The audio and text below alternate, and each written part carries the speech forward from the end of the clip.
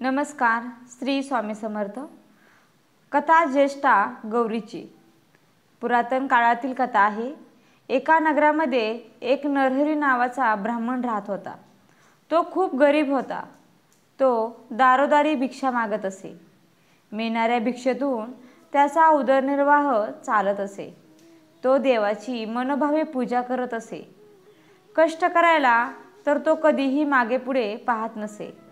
कोणत्याही सणासुदीला देखील त्याच्या घरी गोडधोड बनवण्यापुरतं देखील धान्य नसे. त्याच्या घरी 18-20 दारिद्र्य होतं आणि त्यामुळे तो खूप दुःखी होता. त्याच्या मनी नेहमी येत असे की आपल्याकडे देखील इतरांसारखं धनधान्यांची समृद्धी असावी. आपली मुलं देखील लाडाकोडात वाढावी. पण असं काही होत नव्हतं. पावसाचे दिवस सुरू होते. भाद्रपद महिना आला. त्याच्या गावात सगळीकडे आनंदाचं वातावरण होतं. घरोघरी गणपती आले होते. आता गौरी येणार होत्या. गौरी यायच्या दिवशी त्याची मुले अंगणामध्ये खेळत होती. तेव्हा त्यांनी पाहिलं की वाजत गाजत बायका गौरी आपल्या घरी घेऊन येत आहेत आणि त्या बायकांचा उत्साह आणि आनंद पाहून मुलं खूप आनंदित झाली आणि त्यांनाही वाटलं की आपल्या घरी देखील आपण गौरी आणल्या पाहिजे. मुलं घरी आली. त्यांनी आईला सांगितलं, आई आपल्या घरी गौर आण. तेव्हा मुलांचं बोलणं ऐकून ती देखील आनंदित झाली. पण थोडा विचार करून म्हणाली, बाळांनो, गौरी आणून काय करू? गौरी घरी आणल्यावरती तिची पूजा अर्चा करावी लागते. तिला घावन घातल्याचा नैवेद्य दाखवावा लागतो. पण आपल्या घरात तर काहीच नाही. तुम्ही बापाजवळ जा. त्यांना बाजारातून सामान आणायला सांगा. सामान आणलं म्हणजे गौरी आणू. मुलं लगेचच आनंदाने तिथून उठली. बापाकडे आली आणि त्याला बोलू लागली, बाबा बाजारात जा आणि घावन घातल्याचं सामान आणा, म्हणजे आई गौरी आणेल. मुलांचा उत्साह बघून बापानं घरात चौकशी केली. तेव्हा त्याच्या बायकोनी त्यांना सांगितलं की मुलं बाहेरील आनंदी वातावरण बघून आपण देखील गौरी आणावी असं म्हणत आहेत. पण घरात काही नसल्यामुळे मी त्यांना तसं स्पष्ट सांगू शकत नाही आणि म्हणून मी त्यांना तुमच्याकडे पाठवलं.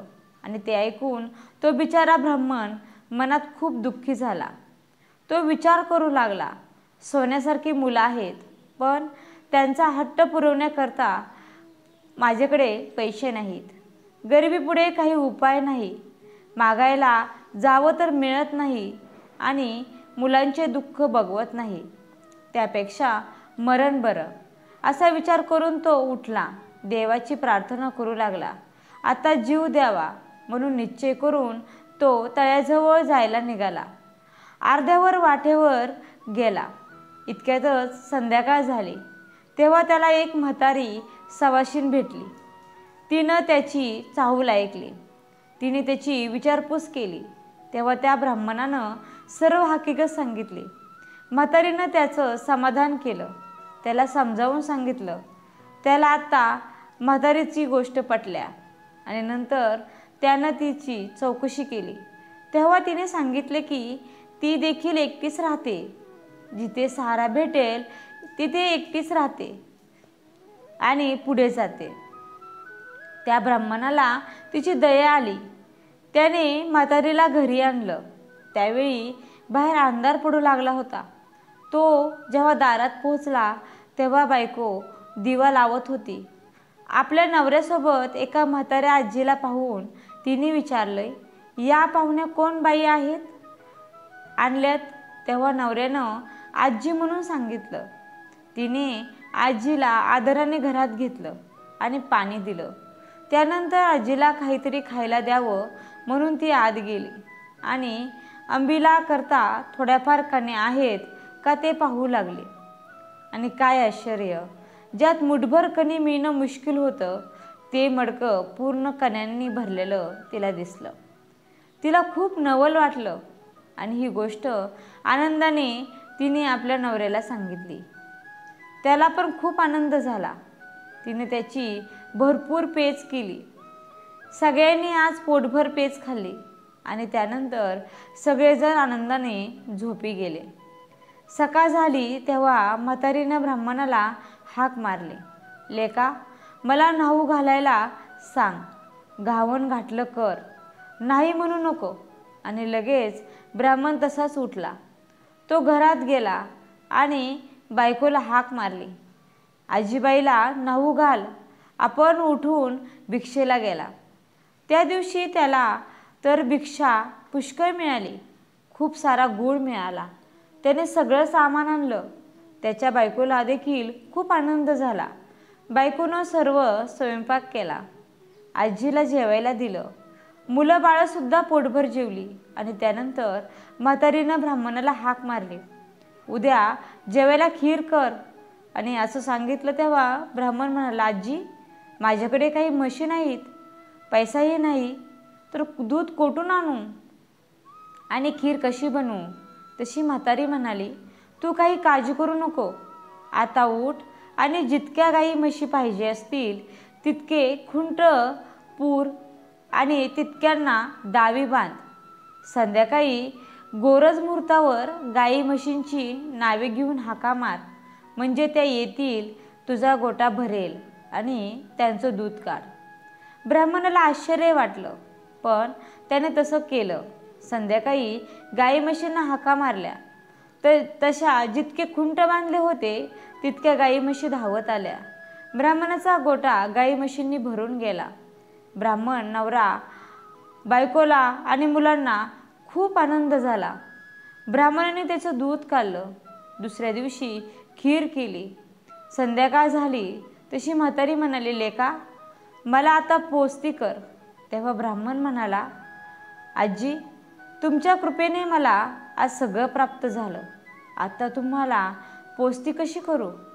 तुम्ही माझ्या घरात पाऊल ठेवलं आणि माझं घर समृद्धीने भरून गेलं. तेव्हा म्हातारी म्हणाली, तू काही घाबरू नको. माझ्या आशीर्वादाने तुला काही कमी पडणार नाही. ज्येष्ठा गौर म्हणतात ती मीच. मला आज पोस्ती कर.